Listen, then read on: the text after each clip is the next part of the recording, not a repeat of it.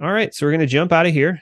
And in the interest of time, I'm just going to go right into here we are in the Concept3D client success example platform.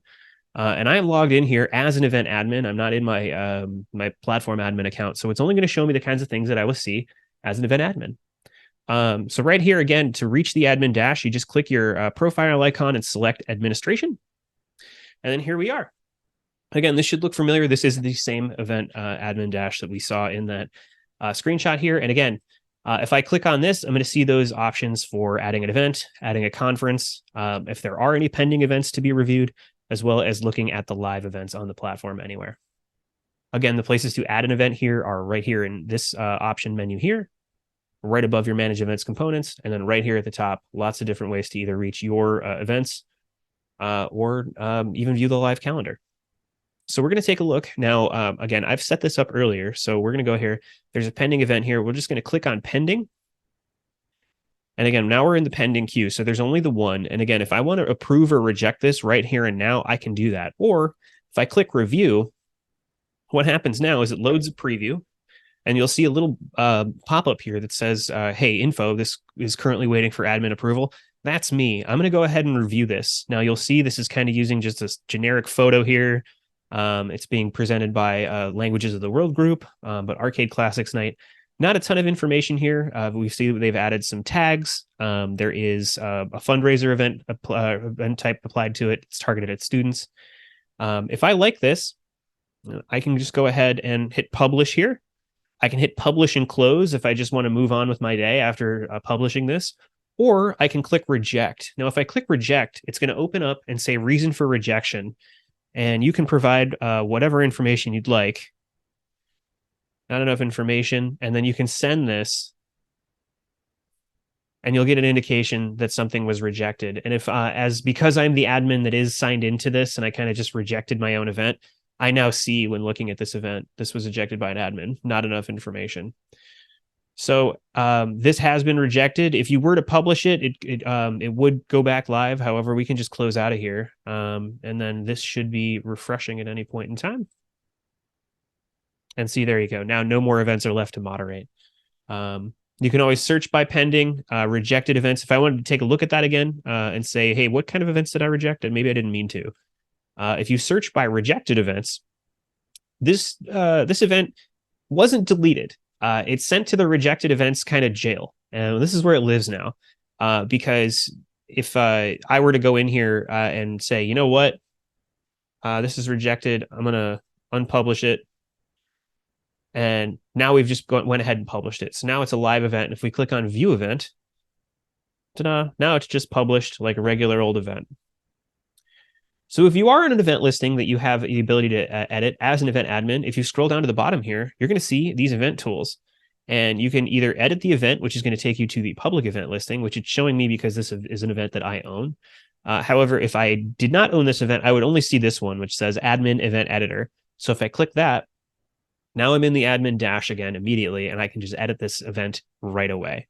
So again, we have this confirmed for the first. It's in person. All this nice information has been added. But if we go into details, here's where we find our description, where we can add a description with a rich HTML editor. You can choose from the photo library. So here on the details tab, we're going to go ahead and click from choose from photo library. And now what you saw earlier, it was using a photo that it kind of defaulted to based on that Languages of the World group that it was using. But let's say we want to do, so we're doing Arcade Classics Night. Not a lot of super relevant. Let's go with this gentleman here speaking to an audience. And then again, you're going to have the option to fill out any custom fields that are in here. Custom fields can be made admin only. So it is possible that event admins public event submitters will not see a custom field that you will see here. It will always be indicated in the admin dash by custom fields. And if you notice here on the right, as we add more information, the event reach score is now climbing. So we're now over that 70% threshold, but you can see here are the other options that I could add to get that number even higher. If we click on the tickets and registration tab, this is completely optional. However, it is here just in case you want to add tickets and registration, excuse me. If I click on the use localist register and uncheck this, Now I can just add generic ticket information. Like let's say you're offering tickets through Brown Paper Tickets or Ticketmaster. Just there's a ticket provider and you just need to provide that information. You can just drop that URL right in here. You can drop a cost. And then if I click buy tickets on that event, it's just going to take me right to Ticketmaster or your third party ticket provider. However, if you did want to offer through Localist, you would just need to make sure that this is turned on and you'll be able to set up tickets, promo codes, ask attendee questions, or set event capacity, all this nice information here.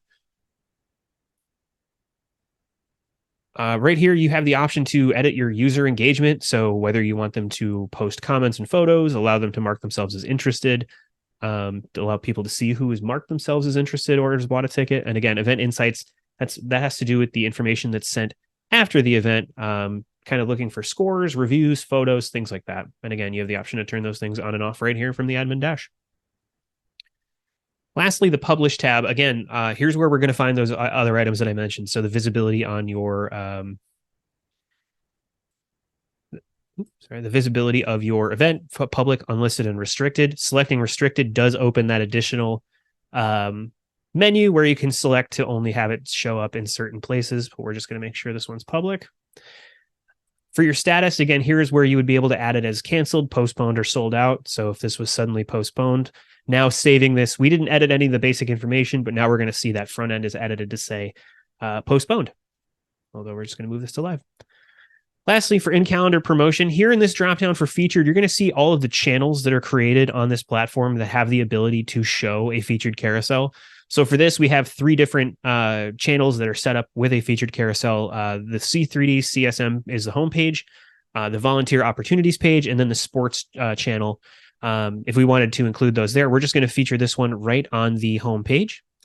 To click this is it's also going to receive a sponsored tag. An event can be both, or it can be neither, or it can be one or the other. It doesn't have to all go in line. This one, though, we're going to feature and sponsor. And then lastly, if this is kind of a more mundane event, you can go ahead and click exclude from trending events. And this is going to actually take things out of the trending algorithm. It really wouldn't, these two would kind of cancel each other out. So it's kind of one or the other. But lastly, we'll go ahead and save. And now I see that my event has been saved successfully. And we'll take a look at the event live on the front end. And now you'll see all of the changes that I've made are live.